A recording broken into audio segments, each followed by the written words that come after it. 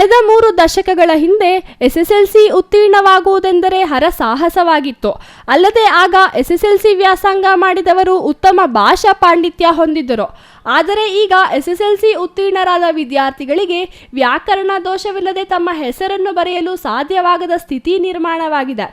ಇದಕ್ಕೆ ಕಾರಣ ಶಿಕ್ಷಣದಲ್ಲಿ ಗುಣಮಟ್ಟ ಕುಸಿತವಾಗಿರುವುದೇ ಆಗಿದ್ದು, ಇದು ಭವಿಷ್ಯದ ಯುವ ಪೀಳಿಗೆಯ ಮೇಲೆ ದುಷ್ಪರಿಣಾಮ ಬೀರಲಿದೆ ಎಂಬ ಆತಂಕ ವ್ಯಕ್ತಪಡಿಸಿದರು.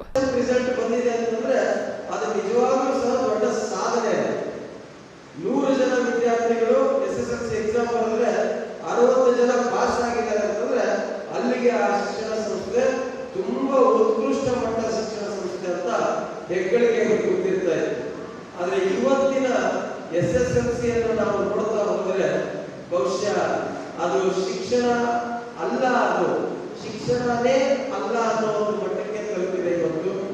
ಇವತ್ತಿನ ಎಕ್ಸಾಮಿನೇಷನ್ ಪ್ರಾಸೆಸ್, ಆ ಎವ್ಯಾಲ್ಯೂಯೇಷನ್ ಪ್ರಾಸೆಸ್ ಮತ್ತು ಇದರಲ್ಲಿ ಆಗ್ತಕ್ಕಂತಹ ಅನೇಕ ರೀತಿಯಾದಂತಹ ಅವಕತವಕಗಳು ಇವೆಲ್ಲವನ್ನು ನೋಡಿದಾಗ ಖಂಡಿತವಾಗಿಯೂ ಸಹ ಆ ಶಿಕ್ಷಣಕ್ಕೆ ಇರತಕ್ಕಂತಹ ಮೌಲ್ಯಗಳೇ ಕುಸಿದು ಹೋಗಿದೆ.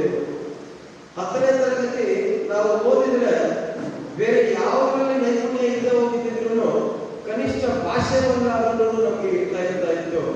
ಆದರೆ ಇವತ್ತಿನ ವಿದ್ಯಾರ್ಥಿಗಳು 10ನೇ ತರಗತಿ ಪಾಸ್ ಆಗಿ ಬಂದ್ರೆ ಅವರ ಸ್ವಂತ ಹೆಸರನ್ನ ಸರಿಯಾದ ರೀತಿಯಲ್ಲಿ ವ್ಯಾಕರಣವನ್ನು ನಾವು ಬಳಸಿ ಒಂದು ವಾಕ್ಯ ಮಾಡಲಿಕ್ಕೆ ಸಹ ಕಷ್ಟಪಡ್ತಕ್ಕಂಥ ದಿನಗಳನ್ನ ನಾವು ನೋಡ್ತಾ ಇದ್ದೀವಿ. ಶಿಕ್ಷಣ ಕ್ಷೇತ್ರದಲ್ಲಿ ಗುಣಮಟ್ಟ ಕಡಿಮೆಯಾಗುವುದೆಂದರೆ ದೇಶದ ಶೈಕ್ಷಣಿಕ ವ್ಯವಸ್ಥೆಯೇ ಕುಸಿಯುವಂತೆ ಮಾಡುವುದಾಗಿದೆ. ಹಾಗಾಗಿ ಭವಿಷ್ಯದ ಪ್ರಜೆಗಳನ್ನು ರೂಪಿಸುವ ಹೊಣೆ ಹೊತ್ತಿರುವ ಶಿಕ್ಷಕರು ಶಿಕ್ಷಣದ ಗುಣಮಟ್ಟ ಕಾಪಾಡುವತ್ತ ಹೆಚ್ಚಿನ ಗಮನ ಕೇಂದ್ರೀಕರಿಸಬೇಕಾದ ಅಗತ್ಯವಿದೆ. ಅಲ್ಲದೆ ಪ್ರಸ್ತುತ ಪೋಷಕರು ಕನ್ನಡ ಮಾಧ್ಯಮ ಶಿಕ್ಷಣವೆಂದರೆ ದೂರ ಸರಿಯುತ್ತಿರುವುದು ಉತ್ತಮ ಬೆಳವಣಿಗೆ ಅಲ್ಲ. ಇದರಿಂದ ನಮ್ಮತನವನ್ನು ನಾವು ಕಳೆದುಕೊಂಡಂತೆ ಎಂದರು. ಪ್ರಸ್ತುತ ಆಂಗ್ಲ ವ್ಯಾಮೋಹ ಎಂಬುದು ಪೋಷಕರಲ್ಲಿ ಬಲವಾಗಿ ಬೇರೂರಿದೆ. ಇಂಗ್ಲಿಷ್ ಬದುಕಿನಲ್ಲಿ ಒಂದು ಭಾಗವಾಗಬೇಕೇ ಹೊರತು ಇಂಗ್ಲಿಷ್ ಮಾತ್ರ ಬದುಕಲ್ಲ ಎಂಬುದನ್ನು ಪೋಷಕರು ಅರಿಯಬೇಕು.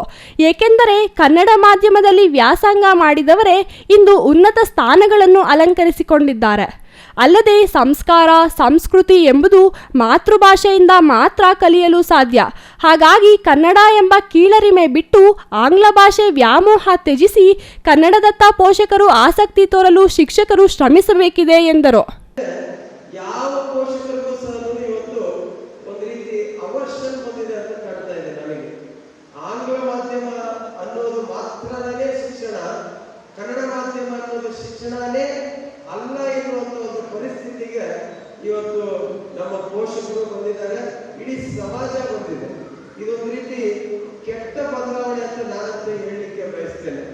60ರ ದಶಕದಲ್ಲಿ ಸಿ.ವಿ. ವೆಂಕಟರಾಯಪ್ಪ ಅವರು ಚಿಕ್ಕಬಳ್ಳಾಪುರದಲ್ಲಿ ಶಿಕ್ಷಣ ಕೇಂದ್ರಗಳನ್ನು ಸ್ಥಾಪಿಸುವ ಮೂಲಕ ಶಿಕ್ಷಣದಿಂದ ಮಾತ್ರ ಸಮಾಜದ ಅಭಿವೃದ್ಧಿ ಸಾಧ್ಯ ಎಂಬುದನ್ನು ಅರಿತ ದೂರದೃಷ್ಟಿಯುಳ್ಳ ನಾಯಕರಾಗಿದ್ದರು.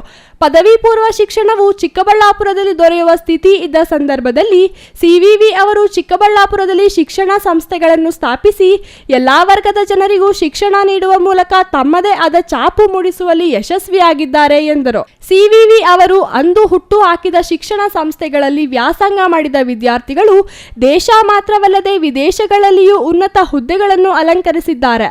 ಅಂದು ಸಿ.ವಿ.ವಿ. ಅವರ ದೂರದೃಷ್ಟಿಯ ಫಲವೇ ಇಂದು ಇದಕ್ಕೆ ಕಾರಣವಾಗಿದೆ. ಸಹಸ್ರಾರು ವಿದ್ಯಾರ್ಥಿಗಳು ಕೆವಿ ಶಿಕ್ಷಣ ಸಂಸ್ಥೆಗಳಲ್ಲಿ ಶಿಕ್ಷಣ ಪಡೆದು ಜೀವನ ಕಟ್ಟಿಕೊಂಡಿರುವುದು ಧನ್ಯತಾ ಭಾವ ಮೂಡಿಸುತ್ತದೆ ಎಂದು ಹೇಳಿದರು.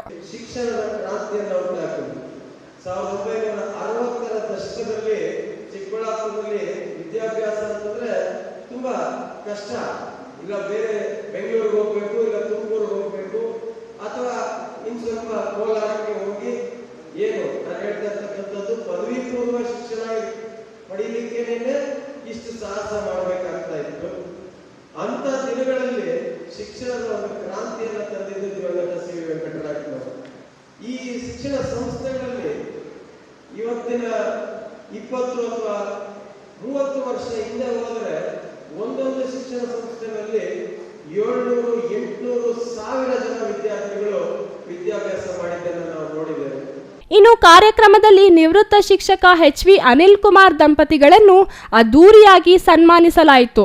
ಈ ವೇಳೆ BGS ಶಿಕ್ಷಣ ಸಂಸ್ಥೆಗಳ ಮುಖ್ಯ ಕಾರ್ಯನಿರ್ವಹಣಾಧಿಕಾರಿ ಶಿವರಾಮರೆಡ್ಡಿ, ಚಿಕ್ಕಬಳ್ಳಾಪುರ ನಗರ ಪೊಲೀಸ್ ಠಾಣೆ PSI ನಂಜುಂಡಯ್ಯ ಸೇರಿದಂತೆ ಇತರರು ಉಪಸ್ಥಿತರಿದ್ದರು. Praveen, CTV news, Chikkaballapur.